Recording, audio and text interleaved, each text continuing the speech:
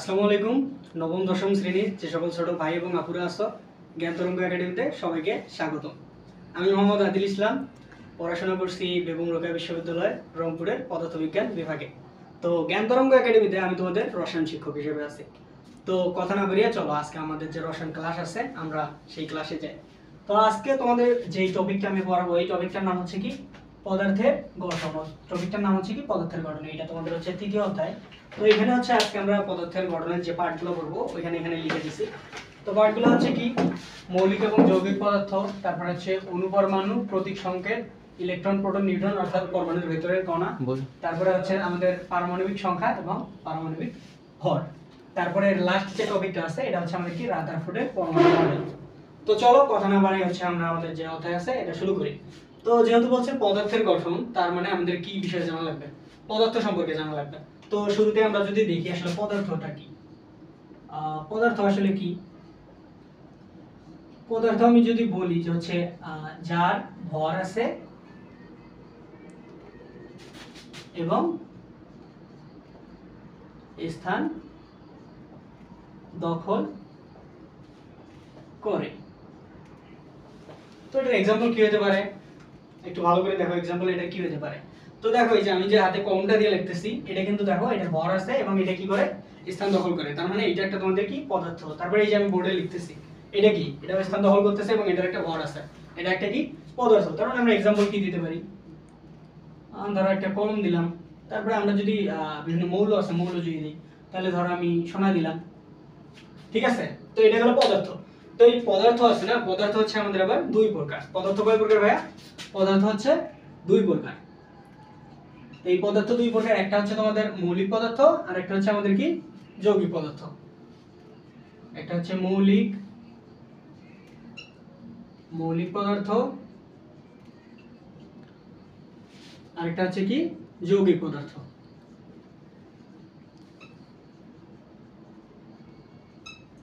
যৌগিক পদার্থ আর মৌলিক পদার্থ গেল। তো দেখো মৌলিক পদার্থটা আসলে আমরা কাকে বলতেছি? মৌলিক পদার্থটা হচ্ছে এমন একটা পদার্থ যে এটাকে ভাঙলে আমি ওই পদার্থ ছাড়া অন্য কোনো কিছুই পাবো না। এখন ধরো এটা কি হতে পারে, যেমন ধরো যে হচ্ছে তোমাদের যে মৌলগুলো আছে, আমি ধরো তোমার হচ্ছে এই যে একটা মৌলিক পদার্থ লিখলাম অক্সিজেন। অক্সিজেনকে যদি আমি ভাঙাই এখান থেকে আমি শুধু অক্সিজেনে পাবো। এর বাইরে আমি কিন্তু আর কিছু পাবো না, ভাঙা অক্সিজেন পাবো।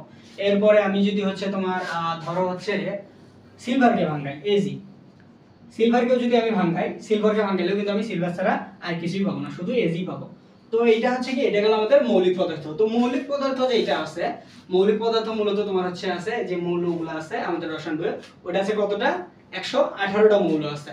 তো মৌলিক পদার্থ আছে কয়টা? মৌল আছে কয়টা? মৌল আছে 118টি। এর মধ্যে এই যে 118টা মৌল আছে এর মধ্যে আবার হচ্ছে আমাদের কিছু প্রাকৃতিতে পাওয়া গেছে এবং আমাদের হচ্ছে কি গবেষণাগারে কিছু তৈরি করা হয়েছে। তো প্রাকৃতিতে পাওয়া যায় হচ্ছে আমাদের, প্রকৃতিতে আমরা হচ্ছে 98টা মৌল পাই।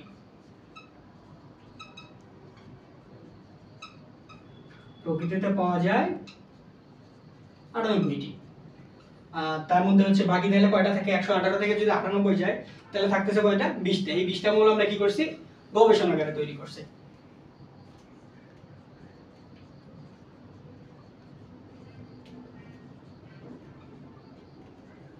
গবেষণাগারে 20টি। এবং এখানে আরেকটা ইম্পর্টেন্ট জিনিস আছে, এটা হচ্ছে কি আমি মানুষ, তুমি মানুষ, তো আমরা যারা মানুষ আছি এই মানব দেহে হচ্ছে তোমার কি টোটাল 26টা মৌল আছে। এটা কিন্তু এমসিকিউ এর জন্য আসে।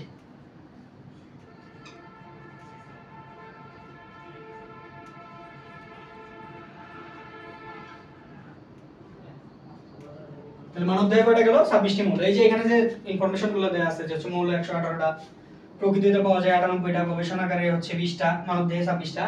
এই যে জিনিসগুলো আছে এগুলো হচ্ছে কি, এগুলো কিন্তু তোমার হচ্ছে পরীক্ষার জন্য ইম্পর্টেন্ট, এমসিকিউ এগুলো আসে। এরপরে আসো আমাদের হচ্ছে কি যৌগিক পদার্থ। যৌগিক পদার্থটা হচ্ছে কি যেই পদার্থটাকে ভাঙলে আমি দুই বা ততোধিক মৌলিক পদার্থ পাবো, এটা হচ্ছে আমাদের যৌগিক পদার্থ। এখন দেখো মৌলিক পদার্থে আমরা কি বললাম, এই যে মৌলিক পদার্থ, ওই পদার্থকে ভাঙলে আমি ওই পদার্থ ছাড়া অন্য কিছুই পাবো না। কিন্তু যখন আমরা যৌগিক পদার্থে আসলাম তখন হচ্ছে আমাদের কি এই পদার্থটাকে ভাঙলে আমি হচ্ছে এটা ছাড়া আরো অন্য কিছু পাবো। এটার এক্সাম্পল কি হতে পারে আমি যদি বলি? এক্সাম্পল তোমার হচ্ছে আমি দিলাম কি NaCl। এটাকে যদি ভাঙিয়ে আমি তাহলে দেখো কি পাইতেছি, এটাকে ভাঙাইলে আমি পাইতেছি Na+Cl। তার মানে এখানে দুইটা আছে, এটা হচ্ছে আমাদের কি একটা যৌগিক পদার্থ। তো এই যে যৌগিক পদার্থগুলো আছে এগুলো কিন্তু দেখো মূলত মৌলিক পদার্থ থেকে তৈরি হলো। তো চলো আমাদের হচ্ছে মৌলিক এবং যৌগিক পদার্থ শেষ, এরপর হচ্ছে আমাদের পরবর্তী যে টপিকটা আছে এটা হচ্ছে আমাদের শেষ, মৌলিক এবং যৌগিক পদার্থ কিন্তু শেষ, এরপর হচ্ছে আমরা যাব অণু এবং পরমাণুতে। চলো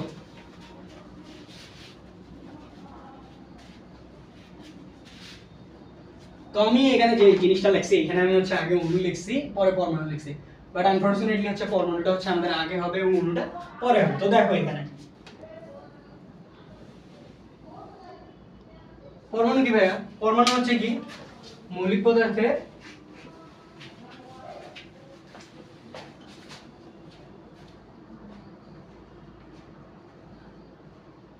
পদার্থের ক্ষুদ্রতম কণা, যেখানে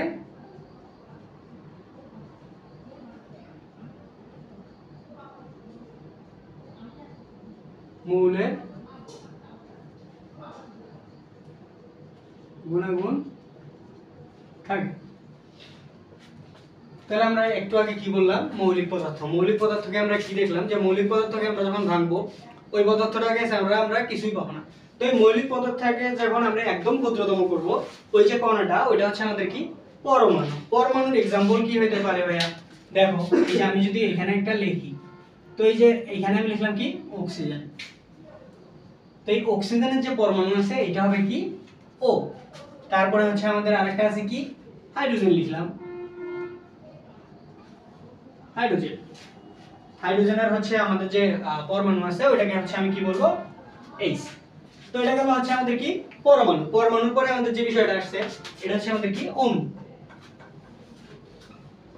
অণু কি, অণু জাস্ট কিছুই না, অণু হচ্ছে তোমার এই যে যে পরমাণুগুলো আছে দুই বা ততোধিক পরমাণু যখন রাসায়নিক বিক্রিয়ার সাথে বিক্রিয়া করে যখন আমরা দুই বা ততোধিক পরমাণু হচ্ছে রাসায়নিক বন্ধনের মাধ্যমে একত্রিত হবে ওইটাকে আমরা কি বলতেছি, ওইটাকে বলবো আমরা হচ্ছে অণু। তাহলে দেখো আমি এখানে দিলাম যে হচ্ছে এখানে একটা পরমাণু, পরমাণু প্লাস পরমাণু প্লাস পরমাণু, এটা হচ্ছে কি, এটা হচ্ছে আমাদের আসলে কি অণু। তার মানে অণু সংখ্যাটা আমরা কিভাবে দেবো ভাইয়া, যখন দুই বা দুইয়ের অধিক পরমাণু পরস্পরের সাথে রাসায়নিক বন্ধনের মাধ্যমে যুক্ত হবে তাকে আমরা কি বলবো অণু। এখন দেখো আমি যে উপরে যে एग्जांपलটা দিছি অক্সিজেনের দিছি আমি ও, কিন্তু আমাদের যখন আমরা যে অক্সিজেনের যখন আমরা অণু দেখব তখন হচ্ছে অক্সিজেনের হয়ে যাবে কি O2। তার মানে এখানে কি একটা প্লাস আরেকটা অক্সিজেন মিলে দুইটা মিলে O2 হইছে। তারপরে আমি যদি আরেকটা एग्जांपल দেই তোমার হচ্ছে যেমন আমি দিতে পারি হচ্ছে কি MgO। এখানে কি দেখো দেখি এই যে ম্যাগনেসিয়াম পরমাণু আছে এবং অক্সিজেন পরমাণু আছে দুইটা মিলে আমাদের কি হয়ে গেছে ম্যাগনেসিয়াম অণু। তো এই যে আমাদের অণু আছে, অণুটা হচ্ছে আমাদের কয় প্রকার, এই যে অণু হচ্ছে আমাদের আবার দুই প্রকার। একটা হচ্ছে কি মৌলের অণু, আরেকটা হচ্ছে কি যৌগের অণু। তো মৌলের অণুটা কি, যখন একই মৌলের অনেকগুলো পরমাণু একত্রিত অ্যাড হচ্ছে সেটাকে হচ্ছে আমরা কি বলতেছি মৌলের অণু। যেমন ধরো আমার এখানে যদি আমি বলি যে হাইড্রোজেন প্লাস হাইড্রোজেন, দুইটা হাইড্রোজেন মিলে আমার কি হয়ে যাবে, দুইটা হাইড্রোজেন মিলে হয়ে গেল কি আমার H2। এটা হচ্ছে আমাদের কি একটা মৌলের অণু।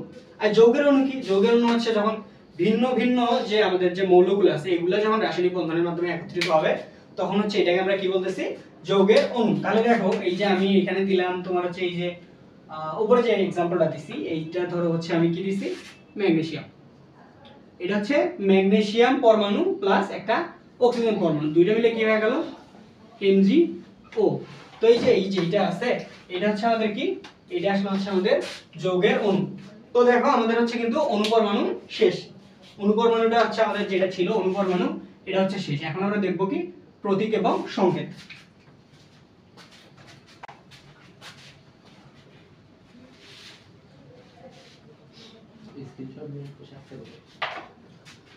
দেখো আমাদের যে প্রতীক আছে প্রতীকটা আসলে কি, প্রতীক হচ্ছে কি আমাদের এই যে একটু আগে যে আমরা হচ্ছে কি বের করলাম মৌল বা এই যে মৌলের যে পরমাণু বের করলাম এই মৌলের যে সংক্ষিপ্ত রূপ এটাকে হচ্ছে আমরা কি বলতেছি প্রতীক। এই যে মৌলের সংক্ষিপ্ত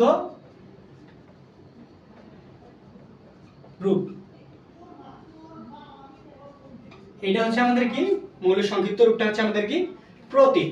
যেমন এটা তুমি কি লিখতে পারো, যেমন ধরো আমি দিলাম হচ্ছে কি কার্বন। এই যে কার্বনের সংক্ষিপ্ত রূপ কি আমার সি। কোথাও যদি থাকে সি ওটা তুমি বুঝে নিবা কি কার্বন। তারপরে হচ্ছে আমি যদি এখানে দেই যে হচ্ছে তোমার নাইট্রোজেন, তাহলে নাইট্রোজেনের সংক্ষিপ্ত রূপটা কি আসতেছে ভাইয়া? নাইট্রোজেনের সংক্ষিপ্ত রূপ আসতেছে এন। এখন কোথাও যদি এন থাকে তুমি বুঝে নিবে কি ওটা নাইট্রোজেন আছে, কোথাও যদি সি থাকে তুমি বুঝে নিবে কি ওটা আসলে কার্বনের কথা বলছে। তো প্রতীক যে আছে, প্রতীক লেখার আসলে কিছু নিয়ম আছে। তো চলো প্রতীক লেখার যে নিয়মগুলো আছে এগুলো হচ্ছে আমরা একটু দেখি। প্রতীক লেখার নিয়ম। তো এক নাম্বার যে নিয়মটা আছে এটাতে আমাদের কি বলছে ভাইয়া? এটাতে বলছেন হচ্ছে যে আমাদের যে মৌল বা যৌগ আছে এটা যে ইংরেজি নাম আছে এটার যে প্রথম অক্ষরটা আছে ওটা আমাদের বড় হাতে লিখতে হবে। এটা হচ্ছে আমাদের কি এক নাম্বার রুল। এখন আমি এক নাম্বার যে রুলটা আছে এটাতে আমি কি বললাম যে হচ্ছে আমাদের মৌলের ইংরেজি বা যে ল্যাটিন নাম আছে এই নামের প্রথম যে অক্ষরটা আছে ওটাকে আমার বড় হাতে লিখতে হবে। এইটাতে হচ্ছে एग्जांपल কি হতে পারে, যেমন ধর আমি কার্বন দিলাম, কার্বনের প্রথম অক্ষর কি সি, এটা হচ্ছে আমি বড় হাতে দিব। এটা আমাদের কি আসলো মৌলের যে হচ্ছে তোমার প্রতীক আছে এক নম্বর নিয়ম, এটা শেষ হয়ে গেল। তারপর হচ্ছে আমাদের দুই নম্বর যে রুলটা আছে এটাতে দেখো কি বলছে। দুই নম্বর যে রুলটা আছে এটাতে বলছে যে হচ্ছে যদি একই অক্ষর দিয়ে কয়েকটা মৌলের নাম শুরু হয় সেক্ষেত্রে আসলে আমরা কি করব। ধরো এখানে মনে করো যে দুইটা মৌল আছে, দুইটা মৌলের নামের প্রথম অক্ষর একই, তখন হচ্ছে আমাদের কি করব, তখন হচ্ছে আসলে আমরা দেখো কি করি। এখন আমি এখানে দিলাম কি এক নম্বরে দিব হচ্ছে আমি নাইট্রোজেন, নাইট্রোজেন, আর একটা দিলাম কি নেট্রিয়াম। নেট্রিয়ামটা আসলে হচ্ছে সোডিয়াম, এটা ল্যাটিন নাম। তারপরে এখানে যদি হচ্ছে আমি আরেকটা কি দেই, এখানে আমি দিলাম হচ্ছে তোমার কি কার্বন, আর একটা দিলাম কি ক্যালসিয়াম। তাহলে দেখো এই বিষয়গুলো আসলে কি আসবে। এখানে দেখো ভাইয়া এই যে দুইটারই কিন্তু প্রথম যে অক্ষর আছে এটা এন দিয়ে শুরু হয়েছে, নাইট্রোজেনেরও এন এবং নেট্রিয়ামেরও এন। এক্ষেত্রে আমি কি করব, তো আমি নাইট্রোজেনের জন্য প্রথমে এন লিখলাম, এখন আমি নেট্রিয়ামের জন্য এন লিখলাম। এখন দেখো এখানেও এন আছে এখানেও এন আছে, আমি আসলে কোনটা বুঝবো যে কোনটা আসলে নাইট্রোজেন বা কোনটা নেট্রিয়াম। তো তখন আসলে কি হবে, যখন এই যে দুইটা মৌলের নামের প্রথম অক্ষর একই হবে তখন হচ্ছে আমরা প্রথম যে মৌলটা আছে ওটাতে শুধু একটা সিঙ্গেল অক্ষরই লিখবো এবং পরের যে মৌলটা আছে ওইটার সাথে ওই যে প্রথম অক্ষরের সাথে অন্য একটা অক্ষর লিখে দেবো। এখন ধরো এই যে এন এর পরে কি আছে, এন এর পরে আছে এ, তার মানে আমি কি লিখলাম এই যে নেট্রিয়ামের সংকেত বা সোডিয়ামের সংকেত হচ্ছে আমার Na। তারপরে এই যে এইটাতে যদি আমি দেখি তো কার্বনের জন্য আমি কি লিখবো, কার্বনের সংকেত আমি জানি সি। এখন ক্যালসিয়ামের আমি কি লিখবো, এখন আমি যদি সি দেই তাহলে আমি এটা কেমনে বুঝবো এটা ক্যালসিয়াম নাকি কার্বন। তো এই জন্য আমাদের কি করা লাগবে, সি এ লেখা লাগবে, তখন আমরা এটা কি বুঝতে পারবো যে এটা হচ্ছে আসলে ক্যালসিয়াম। তিন নাম্বার যে হচ্ছে আমাদের রুলটা আছে, তিন নাম্বার রুলটা কি বলছে ভাইয়া? তিন নাম্বার রুলটা হচ্ছে কিছু কিছু যে মৌলগুলো আছে এই কিছু মৌলের নাম হচ্ছে কি তোমার ল্যাটিন থেকে নেয়া। এটা তোমার एग्जांपल কি হতে পারে, এই নেট্রিয়াম যেটা আছে সোডিয়াম, এটা আমি একটু আগে বললাম যে হচ্ছে এটা ল্যাটিন নাম, তার মানে এই নামটা কোথা থেকে নিছে, এটা হচ্ছে আমাদের ল্যাটিন থেকে নিছে। তাহলে বোঝা গেছে কি মৌলের প্রতীক আসলে কি জিনিস। তো প্রতীক বোঝা গেলে হচ্ছে এখন আমরা কি করব, এখন হচ্ছে আমরা সংকেত লিখব। সংকেতের যে সংখ্যাটা আছে এটা বেশ বড় এবং এক্সামে আসে, সো এই সংকেতের সংখ্যাটা একটু ভালো করে দেখবা। সংকেতের সংখ্যাটা হচ্ছে কি কোন যৌগের অণুতে কতটি মৌল আছে এবং এবং মৌলতে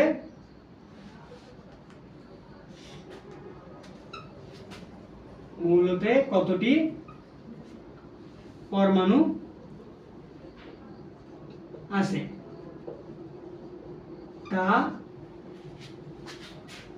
যে প্রতীকের মাধ্যমে প্রকাশ করা হয়। তাহলে আমি কি বললাম যে সংকেতের যে সংখ্যাটা আছে এটা হচ্ছে কি কোন যৌগের অণুতে কতটি মৌল আছে এবং মৌলতে কতটি পরমাণু আছে তা যে প্রতীকের মাধ্যমে প্রকাশ করা হয় তাকে হচ্ছে আমাদের কি বলে, সংকেত বলে। এখন একটা एग्जांपल দিলে তোমরা ভালোভাবে বুঝতে পারবা। তাহলে দেখো আমি হচ্ছে एग्जांपल দিলাম, एग्जांपले আমি কি দিছি H2SO4।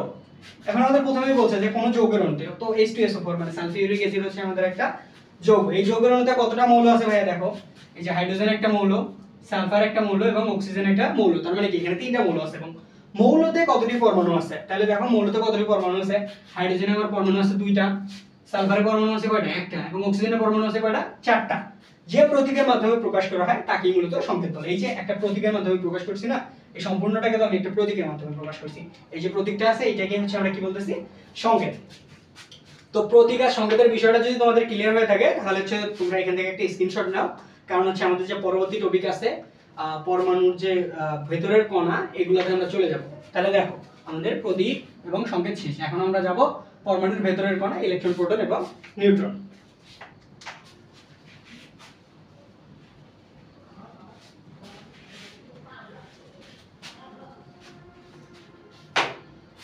আচ্ছা দেখো, পরমাণুর ভেতরের কণা বোঝার জন্য হচ্ছে আমাদের পরমাণুটা বোঝা লাগবে। তার জন্য আমরা হচ্ছে শুরুতে যদি আমি একটা পরমাণু আঁক করাই নেই, দেখো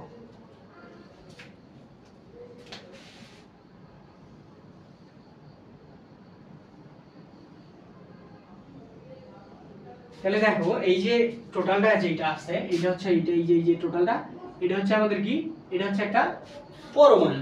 তো পরমাণুর যে ভিতরে এই যে লাল অংশটা দেখতে পাচ্ছ, এটা হচ্ছে আমাদের কি, এই যে লাল অংশটা, এটা হচ্ছে আমাদের কি, নিউক্লিয়াস। এই নিউক্লিয়াসের মধ্যে আবার কি কি থাকে জানো, এই নিউক্লিয়াসের মধ্যে থাকতেছে তোমার হচ্ছে কি, ইলেকট্রন। আর না না সরি এখানে মিস্টেক হইছে, নিউক্লিয়াসের মধ্যে আসলে ইলেকট্রন থাকে না, নিউক্লিয়াসের মধ্যে তোমার থাকতেছে কি, প্রোটন, আর একটা হচ্ছে কি, নিউট্রন। তো আর এই যে ইলেকট্রনের এই যে নিউক্লিয়াসের বাইরে এই যে এখানে যেগুলো অবস্থান করতেছে, এই যে কিছু জিনিসপত্র ঘোরাফেরা করবে, এখন এই দেখো এই যে লাল লাল যে জিনিসপত্র আছে ছোট ছোট, এগুলো হচ্ছে কি, এগুলো হচ্ছে আমাদের ইলেকট্রন। তাহলে আমরা এখান থেকে দেখো দেখি, এখান থেকে আমরা কি দেখতে পাচ্ছি, পরমাণুর ভেতরে মূলত কি কি আছে, পরমাণুর ভেতরে আছে হচ্ছে আমাদের নিউক্লিয়াস, এবং পরমাণুর বাইরে আছে আমাদের কি, ইলেকট্রন, এবং নিউক্লিয়াসের মধ্যে আমাদের কি থাকতেছে, প্রোটন এবং নিউট্রন। তার মানে আমরা কি বলতে পারি ভাই, দেখো দেখি, তাহলে দেখো পরমাণুতে মূলত কি কি আছে, তার মানে আমরা বলতে পারি যে হচ্ছে পরমাণুতে ইলেকট্রন, প্রোটন ও নিউট্রন রয়েছে। তো আমাদের যে টপিকটা আছে এখন, এটার আলোচনার বিষয় হচ্ছে এই যে এই ইলেকট্রন, প্রোটন এবং নিউট্রন নিয়ে। তো দেখো আমি এই যে এখানে হচ্ছে যেভাবে আমরা সাজাই,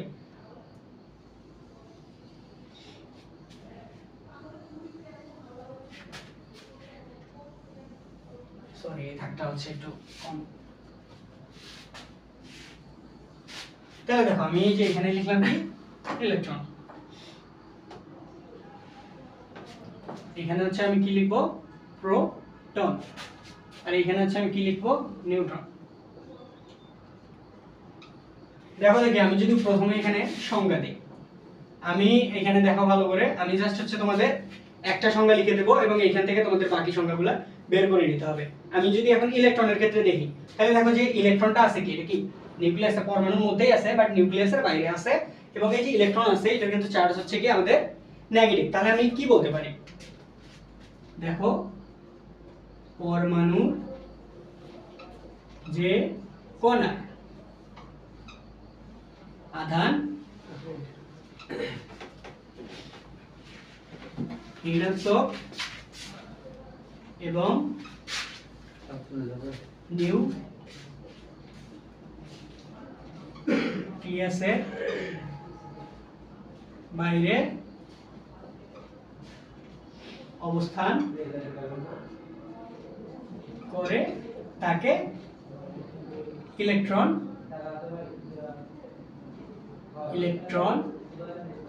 বলে। তাহলে আমি কি বললাম যে হচ্ছে পরমাণুর যে কোনো আধান ঋণাত্মক, মানে ইলেকট্রনের আধান ঋণাত্মক এবং নিউক্লিয়াসের বাইরে, এটা কিন্তু নিউক্লিয়াসের বাইরে অবস্থান করতেছে, তাকে হচ্ছে আমি কি বললাম, ইলেকট্রন। তাহলে প্রোটনের ক্ষেত্রে হবে কি, প্রোটনের ক্ষেত্রে জাস্ট হচ্ছে ইলেকট্রনের মতোই, এইখানে কি হবে, এই যে প্রোটনটা হচ্ছে দেখো দেখি প্রোটনটা কোথায় অবস্থান করতেছে, প্রোটনটা দেখো, প্রোটনটা কিন্তু হচ্ছে তোমাদের নিউক্লিয়াস অবস্থান করতেছে, আর প্রোটন হচ্ছে আধানটা আছে, এটা হচ্ছে আমাদের কি ধনাত্মক। তাহলে আমি কি বললাম, প্রোটনের হচ্ছে যে আধানটা আছে, আধান হচ্ছে কি ধনাত্মক এবং নিউক্লিয়াসে। তার মানে এখানে তুমি প্রোটনের যখন সংখ্যাটা দিবা কি লিখবা, যে হচ্ছে পরমাণু যে কণার আধান ধনাত্মক এবং নিউক্লিয়াসে অবস্থান করে তাকে হচ্ছে প্রোটন বলা হয়। তারপরে নিউট্রন যেটা আছে, নিউট্রনের ক্ষেত্রে কি দিবা, নিউট্রনের যে এই যে আধানটা আছে এটা হচ্ছে কি, আধান হচ্ছে কি, আধান নেই, আধান নেই, আর হচ্ছে অবস্থান কোথায়, নিউক্লিয়াসে। তো এখানে তুমি কি বলবা, যে হচ্ছে পরমাণুর যে কণার আধান নেই এবং দেখো এই যে নিউট্রনটা আছে এটা কি নিউক্লিয়াসে অবস্থান করতেছে। তার মানে কি পরমাণুর যে কণার হচ্ছে আমাদের আধান নেই এবং নিউক্লিয়াসে অবস্থান করতেছে তাকে হচ্ছে আমি কি বলতেছি, তাকে বলতেছি নিউট্রন। এরপরে দেখো আমাদের যে ইলেকট্রন, প্রোটন এবং নিউট্রন যেগুলো, এগুলোর কিছু প্রতীক আছে না, প্রতীক আছে কি নাই, তো প্রতীক আছে। তো ইলেকট্রনের প্রথম অক্ষর কি, দেখো দেখি ইলেকট্রন যদি ইংরেজিতে লেখো ইলেকট্রনের প্রথম অক্ষর কি, ই না, তাহলে ইলেকট্রনের প্রতীক হচ্ছে আমাদের ই। প্রোটনের কি আসতেছে, প্রোটনের আসতেছে পি, আর নিউট্রনের কি আসতেছে, নিউট্রনের আসতেছে এন। এটা গেল কি এগুলোর প্রতীক। তারপরে হচ্ছে কি এই যে ইলেকট্রন, প্রোটন এবং নিউট্রন আছে এদের কিন্তু ভর আছে। তো এটা আমরা যে ভরটা আছে এটাকে আমরা কি বলবো, প্রকৃত ভর। তো প্রকৃত ভর কত, ইলেকট্রনের প্রকৃত ভর কত, ইলেকট্রনের প্রকৃত ভর হচ্ছে কত 9.11 গুণন 10 ইনভার্স 28 গ্রাম। এটা হচ্ছে কি ইলেকট্রনের প্রকৃত ভর। তারপরে প্রোটনের প্রকৃত ভরটা কত, প্রোটনের যে প্রকৃত ভরটা আছে এটা কত 1.673 এবং গুণন 10 ইনভার্স 24 গ্রাম। তাহলে এই যে প্রোটনের যে ভরটা আছে এটা কত পেলাম আমি 1.67 গুণন 10 ইনভার্স 24 গ্রাম। এবং এই যে নিউট্রনের ভরটা আছে এটা কিন্তু হচ্ছে প্রোটনের ভরের কাছাকাছি। তাহলে দেখো নিউট্রনের যে ভরটা আছে এটা কত, নিউট্রনের ভর হচ্ছে কত 1.675 গুণন 10 ইনভার্স 24 গ্রাম। দেখো এই যে বললাম না কাছাকাছি।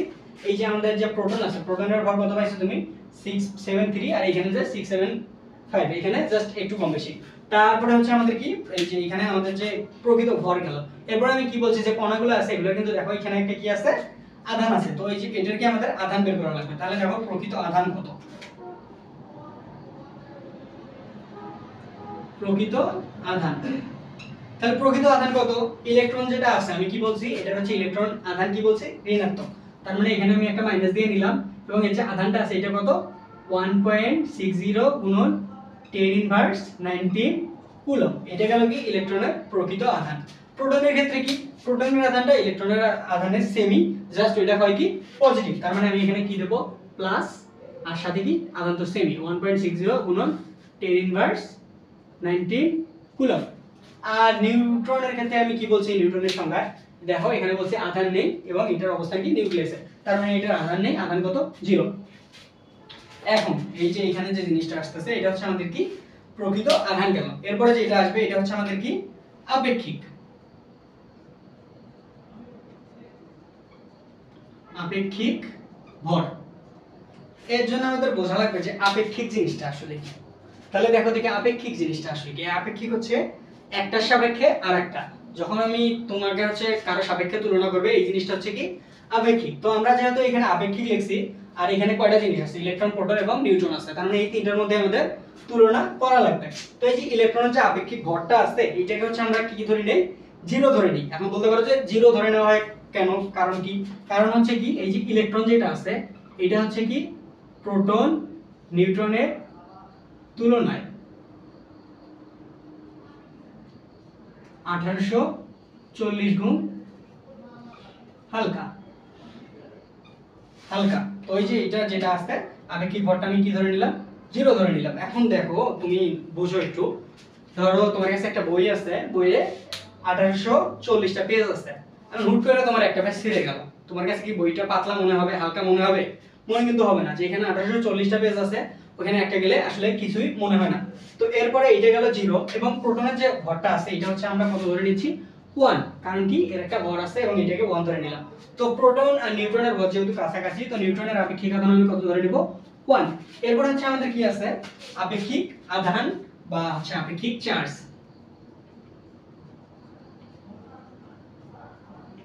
আপেক্ষিক আধান, তো আপেক্ষিক আধান আসলে কত, তো ইলেকট্রনের দেখো দেখি আপেক্ষিক আধান এখানে কয়টা জিনিস আছে ইলেকট্রন, প্রোটন এবং নিউট্রন। তো প্রোটনের সাথে যদি তুলনা করো তাহলে কত আসতেছে? জাস্ট প্লাস আর মাইনাসের ফারাক না, তার মানে আপেক্ষিক আধান এটার কত হবে? -1। প্রোটনেরটা কত হবে তাহলে? প্রোটনেরটা হচ্ছে তোমার +1। আর তোমার যে হচ্ছে এখানে আমাদের কি আছে? নিউট্রন আছে। নিউট্রনের দেখো যে ভাই কোনো আধান আছে, যার কোনো আধান নেই তার আপেক্ষিক আধান কি থাকবে? থাকবে না, তার মানে এর আপেক্ষিক আধান কত? 0। তো তোমরা সুন্দর মতো এই যে জিনিসটা আছে এটা হচ্ছে একটা স্ক্রিনশট তুলে নাও, কারণ এই যে জিনিসটা আছে এখান থেকে হচ্ছে তোমাদের কি আসে, এই যে তোমার বিভিন্ন নৈমিত্তিক আসে, তখন দেখবা যে ভুল করে আসছো। তো যদি ভুল না করতে চাও তাহলে এটা খুব সুন্দর একটা স্ক্রিনশট নাও এবং এটা মাথার মধ্যে গেঁথে রাখা লাগবে।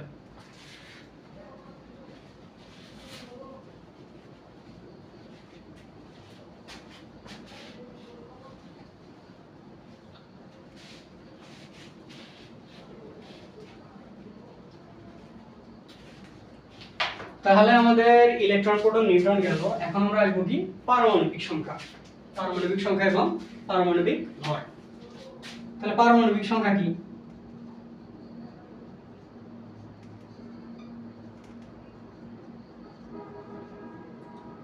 পারমাণবিক সংখ্যাটা আসলে আর কিছুই না, তোমার নিউক্লিয়াসে যে হচ্ছে প্রোটন থাকে, পরমাণু নিউক্লিয়াসে যে কয়টা প্রোটন থাকে ওই প্রোটনের সংখ্যাকেই হচ্ছে আমাদের কি বলা হচ্ছে? পারমাণবিক সংখ্যা। তাহলে আমি কি লিখতে পারি?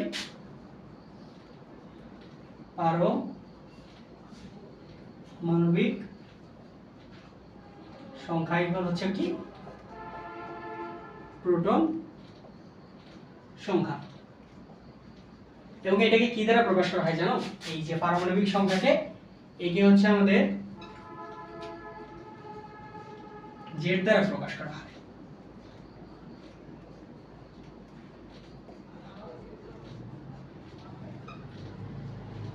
তাহলে পারমাণবিক সংখ্যাকে আমি কি দ্বারা প্রকাশ করলাম?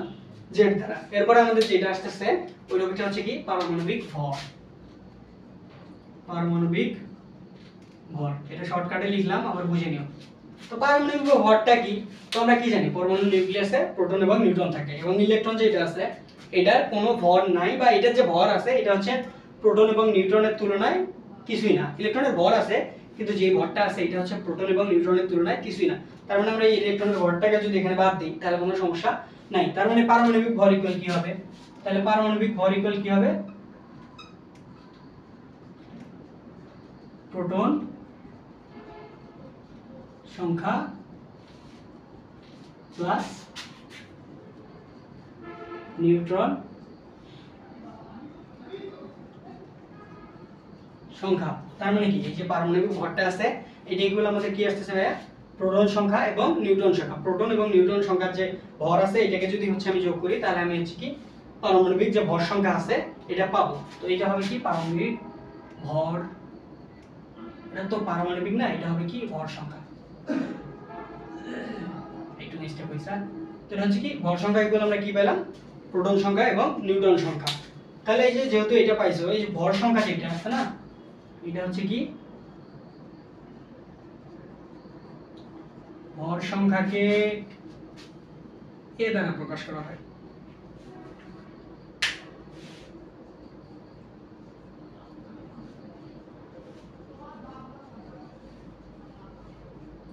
এ দ্বারা প্রকাশ করা হয়। তাহলে আমি কি বললাম? ভর সংখ্যাকে এ দ্বারা প্রকাশ করা হয়। তাহলে দেখো এই যে আমি কি পেলাম? পারমাণবিক সংখ্যা একে জেড দ্বারা প্রকাশ করা হচ্ছে, ভর সংখ্যাকে এ দ্বারা প্রকাশ করা হচ্ছে। তাহলে দেখো দেখি আমি এখান থেকে কি নিউট্রন সংখ্যাকে কি দ্বারা প্রকাশ করা হয় এটা বের করতে পারি? তাহলে দেখো এই যে এখানে তুমি কি একটা সূত্র পাও নাই? ভর সংখ্যা ইকুয়াল কি? প্রোটন সংখ্যা প্লাস নিউট্রন সংখ্যা। তাহলে দেখো দেখি এখান থেকে নিউট্রন সংখ্যা ইকুয়াল কি আসে?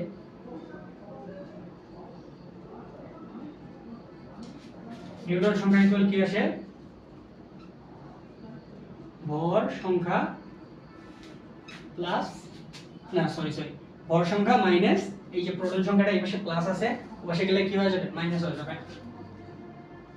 প্রোটন সংখ্যা। তো দেখো দেখি এই যে প্রোটন সংখ্যা বা পারমাণবিক সংখ্যাকে আমি কি দ্বারা প্রকাশ করছি? জেড দ্বারা। এবং ভর সংখ্যাকে কি দ্বারা প্রকাশ করছি? এ দ্বারা। তার মানে a মাইনাস জেড। তো কোথাও যদি থাকে যে a মাইনাস জেড আছে তাহলে তুমি এটা বুঝে নিবা কি ওটা আসলে নিউটন সংখ্যা বুঝাইছে। তো যদি এটা বুঝে থাকো তাহলে দেখো আমরা হচ্ছে একটা একদম বেসিক লেভেলের ম্যাথ করব। এই অর্থাৎ যে বেসিক লেভেলের যে ম্যাথগুলো আছে ওই ম্যাথ করব একটা। তাহলে দেখো এখানে হচ্ছে আমাদের কি ধরি কোনো মৌলের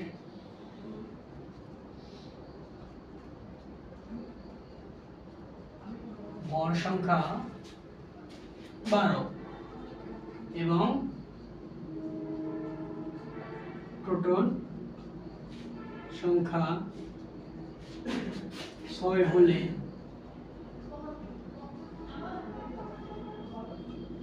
নিউট্রন সংখ্যা কত? দেখো এই ম্যাথটা কিন্তু একদম সহজ। তাহলে আমাদের এইরকম ম্যাথ দেওয়ার ক্ষেত্রে কি করা লাগবে? আমরা প্রথমে লিখে নেব যে হচ্ছে আমাদের কি কি দেয়া আছে। দেওয়া আছে কি দেওয়া আছে ভাইয়া? a ইকুয়াল দেয়া আছে কত? এই যে ভর সংখ্যা a ইকুয়াল আছে 12। তারপরে আছে তোমাদের আরেকটা কি দেয়া আছে? z ইকুয়াল দেয়া আছে কি 6। এখন আমাদের কি চাইছে? নিউট্রন সংখ্যা ইকুয়াল পয়েন্ট। তাহলে আমরা কি জানি? নিউট্রন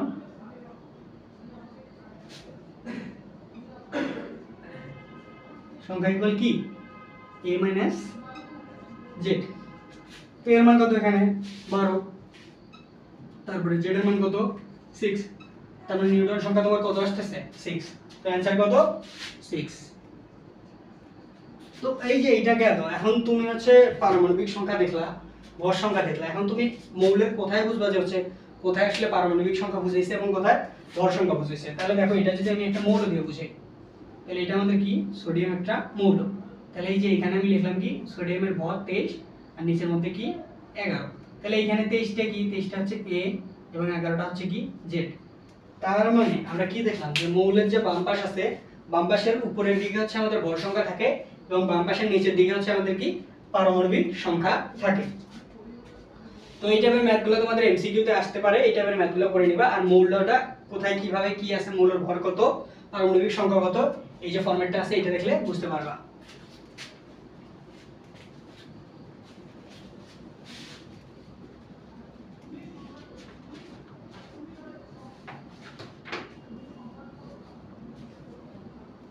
তাহলে দেখো আমাদের হচ্ছে পারমাণবিক সংখ্যা এবং পারমাণবিক যে ভর সংখ্যা আছে এটা গেল। এখন আমাদের লাস্ট যে টপিকটা আছে আজকে, এই টপিকটা হচ্ছে কি রাদারফোর্ডের পরমাণু মডেল।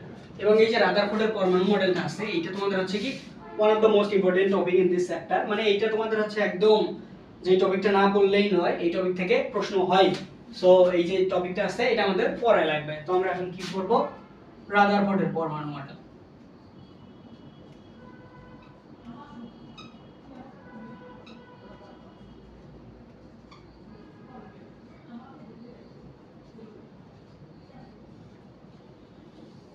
তো এই রাদারফোর্ড সাহেব এই যে পরমাণু যে আছে, পরমাণুর উপর একটু চিন্তা চেতনা এবং বিভিন্ন গবেষণা করে একটা পরমাণু মডেল আবিষ্কার করে 1911 সালে।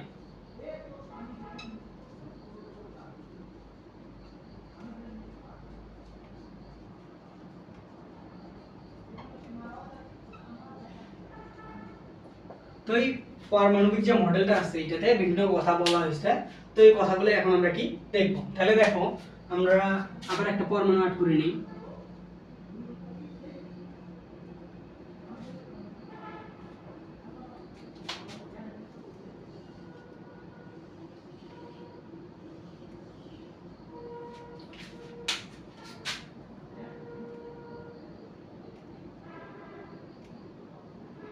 তাহলে দেখো দেখে আমরা একটু আগে পড়ে নাই যে পরমাণুর কেন্দ্রে কি থাকতেছে। এই যে পরমাণুর যে কেন্দ্র আছে এটাকে আমরা কি বলতেছি? নিউক্লিয়াস। নিউক্লিয়াসে আমাদের আবার কি থাকতেছে? প্রোটন আর একটা হচ্ছে কি নিউট্রন। এবং এই যে বাইরে কিছু জিনিসপত্র ঘোরাফেরা করতেছে এগুলোকে আমরা কি বলতেছি? ইলেকট্রন। তো রাদারফোর্ডের পরমাণু মডেলের প্রথমেই যে কথাটা বলছে এটা হচ্ছে কি, প্রথমে যে কথাটা বলছে এটা বলছে যে হচ্ছে পরমাণুর একটি কেন্দ্র আছে। এই কেন্দ্রকে কি বলা হচ্ছে? নিউক্লিয়াস। এবং এই নিউক্লিয়াসের ভিতরে থাকতেছে কি তোমার ইলেকট্রন এবং প্রোটন। তাহলে দেখো আমরা যদি এখানে দেখি এই যে পরমাণুর ভিতরে কি থাকতেছে, পরমাণু যে ভিতরে আছে এটাকে আমরা কি বলতেছি? নিউক্লিয়াস। এবং নিউক্লিয়াসের মধ্যে থাকতেছে কি? এই নিউক্লিয়াসের মধ্যে থাকতেছে প্রোটন আর একটা থাকতেছে কি নিউট্রন। যেহেতু ইলেকট্রনের আপেক্ষিক ভরকে শূন্য ধরা হয়, যার জন্য হচ্ছে তোমার পরমাণুর যে ভরটা আছে এটা মূলত প্রোটন এবং নিউট্রনের যে ভরটা আছে এটা তোমার হচ্ছে কি পরমাণুর ভর ধরে নেওয়া হয়। তাহলে 1 নম্বর পয়েন্টে কি দেখলাম আমরা, পরমাণুর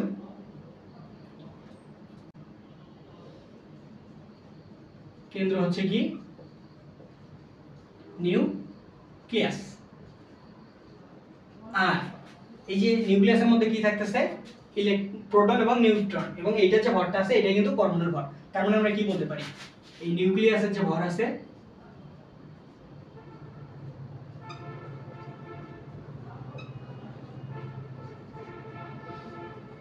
নিউক্লিয়াসের ভরই পরমাণুর ভর। এটা গেল হচ্ছে আমাদের কি 1 নাম্বার। 1 নাম্বারের পরে আমাদের যে 2 নাম্বার যে কথাটা বলছে ওইখানে বলছে কি যে পরমাণুর কেন্দ্রে থাকে নিউক্লিয়াস এবং পরমাণুর বেশিরভাগ জায়গায় ফাঁকা। তাহলে এই যে নিউক্লিয়াসটা আছে 2 নম্বরে বলছে পরমাণুর কেন্দ্রে থাকে নিউক্লিয়াস এবং বেশিরভাগ জায়গায় ফাঁকা, এবং নিউক্লিয়াস যেটা আছে এটা অনেক ক্ষুদ্র। তাহলে দেখো এই যে এটা যদি তুমি পুরোটা একটা পরমাণু ধরো, এটার তুলনায় কি নিউক্লিয়াসটা একদম ক্ষুদ্র না, নিউক্লিয়াসটা কি একদম ক্ষুদ্র না এবং পরমাণু কি বেশিরভাগ জায়গায় ফাঁকা না। তো 2 নম্বরে কি বলছে,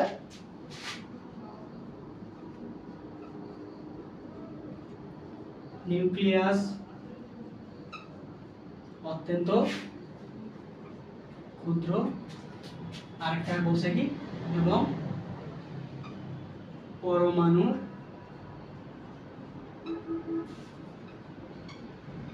বেশিরভাগ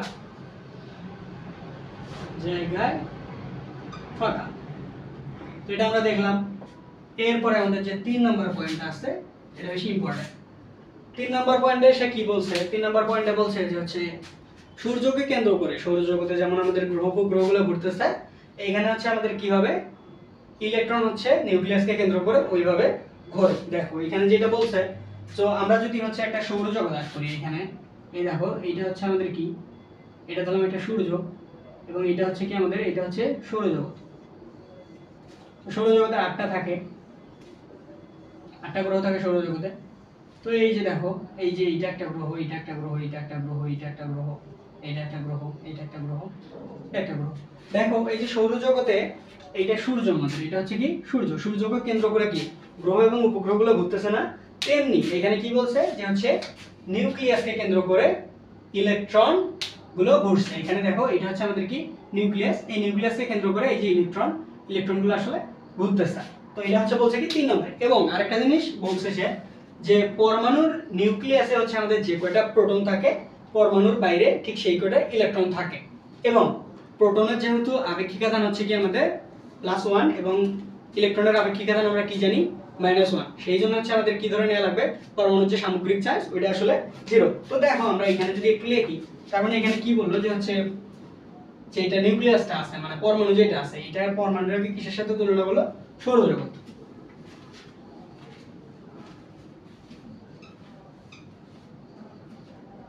ইলেকট্রন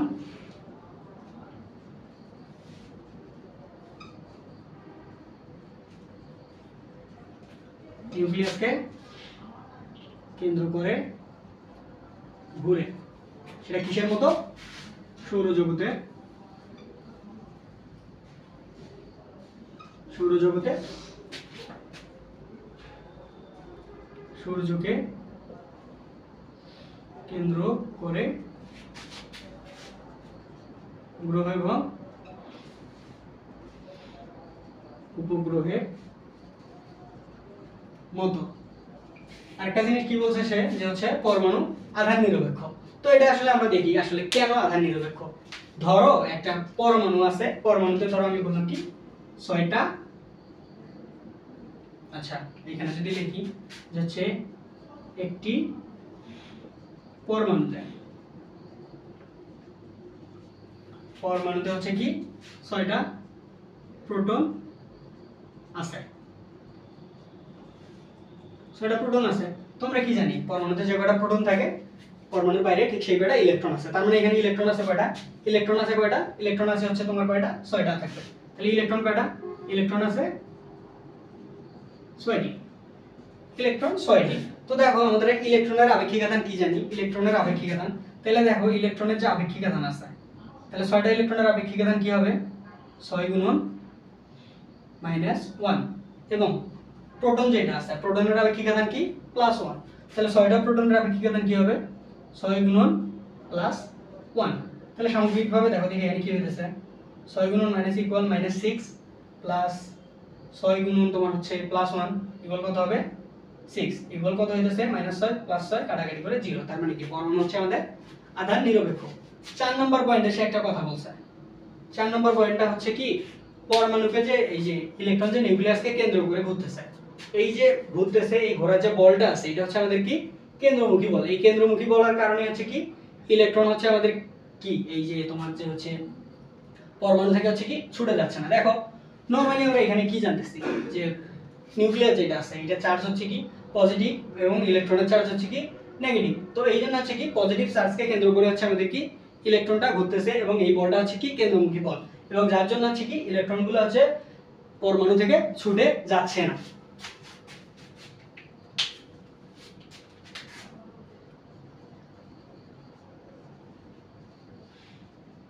কেন্দ্রমুখী বল ইলেকট্রন ও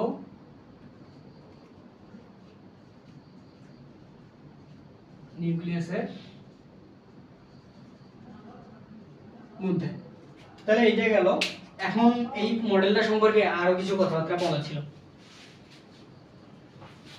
তাহলে দেখো এই যে মডেলটা আছে এই মডেলটাকে আমরা কিসের সাথে তুলনা করছি? মডেলটাকে হচ্ছে আমরা কি সৌরজগতের সাথে তুলনা করছি। তার মানে এই যে সৌরজগতের সাথে তুলনা করছে, সৌরজগতের সাথে তুলনা।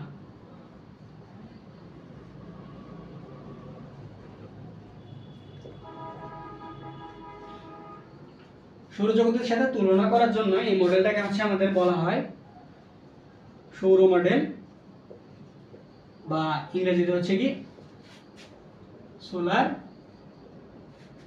System model. তাহলে এটাকে আমরা কি বলতেছি সৌর মডেল বা সোলার সিস্টেম মডেল। এবং আরো একটা জিনিস এই যে এই মডেলটা আছে এখানে তুমি কি জানলা পরমাণুর কেন্দ্রে কি থাকতেছে নিউক্লিয়াস। নিউক্লিয়াস সম্পর্কে ধারণা পাইলা না? সেই জন্য এই মডেলটাকে হচ্ছে কি বলা হয় নিউক্লিয়ার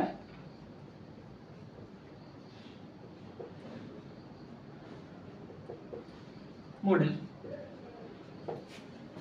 তো রাদারফোর্ডের পরমাণু মডেল তোমাদের কি ক্লিয়ার? যদি ক্লিয়ার হয়ে থাকে এই যে এখানে সামারি দেওয়া আছে এটা তোমরা হচ্ছে স্ক্রিনশট নিয়ে লিখে রাখো। যদি তোমাদের বুঝতে সমস্যা হয় এটা দেখলে তোমরা কি হবে বুঝতে পারবা। তাহলে চলো আমাদের যে রাদারফোর্ডের পরমাণু মডেল আছে এটা রাদারফোর্ডের পরমাণু মডেল দেখলাম। এরপরে হচ্ছে আমাদের রাদারফোর্ডের পরমাণু মডেলে সীমাবদ্ধতা আছে। আমরা হচ্ছে এখন কি দেখব সীমাবদ্ধতা দেখব।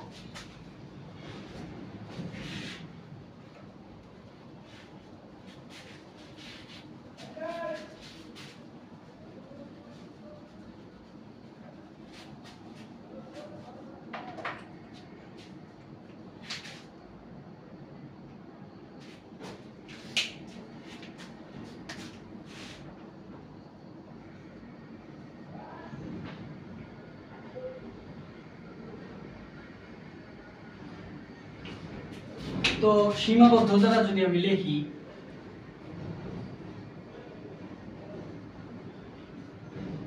এক নম্বর যে সীমাবদ্ধতা আছে এইখানে হচ্ছে কি যে ইলেকট্রন যে কক্ষপথগুলোকে পরিভ্রমণ করে নিউক্লিয়াসকে কেন্দ্র করে ইলেকট্রনটি একটা কক্ষপথে ঘুরতেছে। এই যে এটা হচ্ছে আমাদের কি এটা হচ্ছে আমাদের একটা নিউক্লিয়াস এবং নিউক্লিয়াসকে কেন্দ্র করে এই যে বিভিন্ন কক্ষপথে এগুলো হচ্ছে কি কক্ষপথ। কক্ষপথে ইলেকট্রনগুলো ঘুরতেছে। এই ইলেকট্রনের কক্ষপথের যে আকার বা ব্যাসার্ধ এটা সম্পর্কে সে কোনো ধারণা দিতে পারে নাই এবং এই কক্ষপথগুলো আসলে কি হবে গোলাকার বৃত্তাকার উপবৃত্তাকার এই সম্পর্কেও কোনো ধারণা দিতে পারেনি। তার মানে কি এটা তার একটা ব্যর্থতা।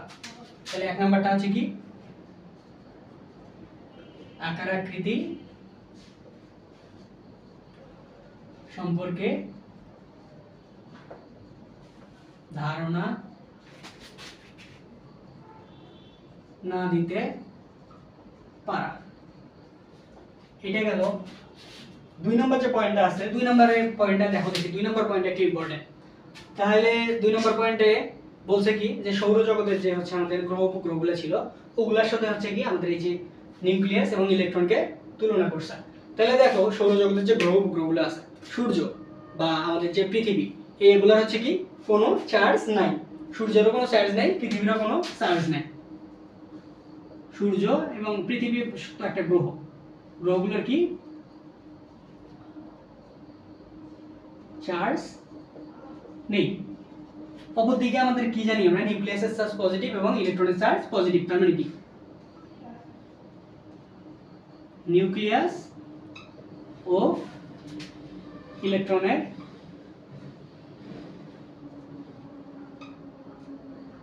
চার্জ আছে। তো তুমি দেখো এখন একটা জিনিসের চার্জ নাই আর একটা জিনিসের চার্জ আছে, এমনকি যার চার্জ নাই এবং যার চার্জ আছে এই দুটাকে তুলনা করা কি ঠিক হয়েছে? এটা কিন্তু কখনোই ঠিক হয়নি। তো 2 নম্বরে আমরা কি বলতে পারি, যে হচ্ছে চার্জহীন বস্তুর সাথে চার্জযুক্ত বস্তুর তুলনা, এটা একটা কি সীমাবদ্ধতা। 3 নম্বরে কি বলছে? 3 নম্বরে বলছে যে হচ্ছে এই যে রাদারফোর্ডের যে পরমাণু মডেলটা আছে, এটা জাস্ট একটা ইলেকট্রন কিভাবে ঘুরবে না ঘুরবে সেই সম্পর্কেই বলতে পারছে। এখন এটা কি হতে পারে, যে হচ্ছে ধরো তোমার হচ্ছে এই যে হাইড্রোজেন যে আছে, হাইড্রোজেনের মধ্যে কয়টা ইলেকট্রন আছে? হাইড্রোজেনের মধ্যে একটা ইলেকট্রন আছে, একটি ইলেকট্রন। এটা কিভাবে ঘুরতে পারবে সেইটা বলতে পারছে। বা আমি যদি বলি হচ্ছে তোমার কি হিলিয়াম প্লাস, হিলিয়াম প্লাস, তা আমরা জানি কি হিলিয়ামে হচ্ছে দুটো ইলেকট্রন থাকে, কিন্তু এখানে প্লাস মানে একটা ইলেকট্রন ত্যাগ করছে, তার মানে এখানে কয়টা ইলেকট্রন আছে? একটা ইলেকট্রন আছে। এই যে হাইড্রোজেন বা হিলিয়াম প্লাসে যে ইলেকট্রনটা আছে এটা কিভাবে ঘুরতে পারবে সে এটা শুধু বর্ণনা করতে পারছে। বাকি যে মৌলগুলো আছে, বাকি তো অনেকগুলো মৌল আছে, তো ওই মৌলগুলো কিভাবে আসলে ঘুরবে এটা সে ব্যাখ্যা করতে পারে নাই। তো তার মানে কি এটা কি তার একটা সীমাবদ্ধতা না?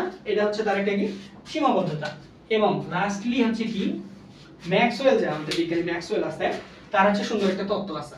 এই তত্ত্বটা কি? তত্ত্বটা অনুযায়ী হচ্ছে কি, এই যে ধরো এখানে হচ্ছে কি এটা একটা ইলেকট্রন, ইলেকট্রনটা হচ্ছে কি নিউক্লিয়াসকে কেন্দ্র করে ঘুরে, আমি জানি নিউক্লিয়াসকে কেন্দ্র করে ঘুরতেছে ঘুরতেছে ঘুরতেছে ঘুরতেছে ঘুরতেছে ঘুরতেছে, এবং এটা হচ্ছে আমাদের কি নিউক্লিয়াস। তাহলে এই ম্যাক্সওয়েলের তত্ত্বানুসারে ইলেকট্রন যখন নিউক্লিয়াসকে কেন্দ্র করে ঘুরতে থাকে তখন হচ্ছে কি সে ক্রমাগত শক্তি হারাতে থাকে। তো কি হারাইতেছে? ক্রমাগত শক্তি লস করতেছে।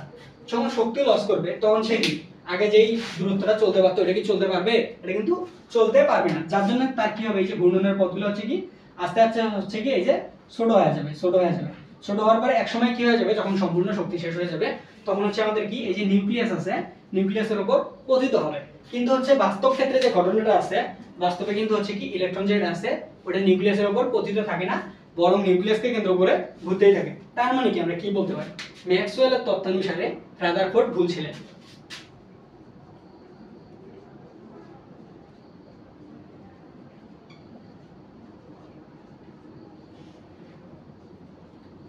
তত্ত্বানুসারে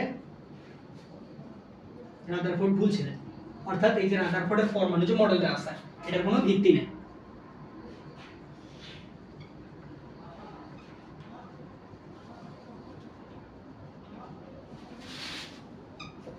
ভিত্তি নেই। তাহলে বোঝা গেল তো সীমাবদ্ধতাটা কি। প্রথমে হচ্ছে কি যে হচ্ছে আকার আকৃতি সম্পর্কে কোনো ধারণা দিতে পারেনি, তারপর হচ্ছে চার্জহীন বস্তুর সাথে চার্জযুক্ত বস্তুর তুলনা, তারপর হচ্ছে একের অধিক ইলেকট্রন বিশিষ্ট পরমাণুগুলোতে হচ্ছে কিভাবে ঘোরাফেরা করবে ইলেকট্রন সেটা বলতে পারেনি। তারপর হচ্ছে কি ম্যাক্সওয়েলের তত্ত্বানুসারে এই যে রাদারফোর্ডের পরমাণু মডেলটা আছে এটার কোনো ভিত্তি নেই। তাহলে দেখো আজকের আমাদের যে টপিকটা আছে এটা কিন্তু খুব সুন্দরভাবে শেষ হয়ে গেল। আজকে আমি যেভাবে পড়াইছি মনে হয় না যে হচ্ছে এইভাবে পড়াইলে তোমাদের আর কোনো সমস্যা হওয়ার কথা।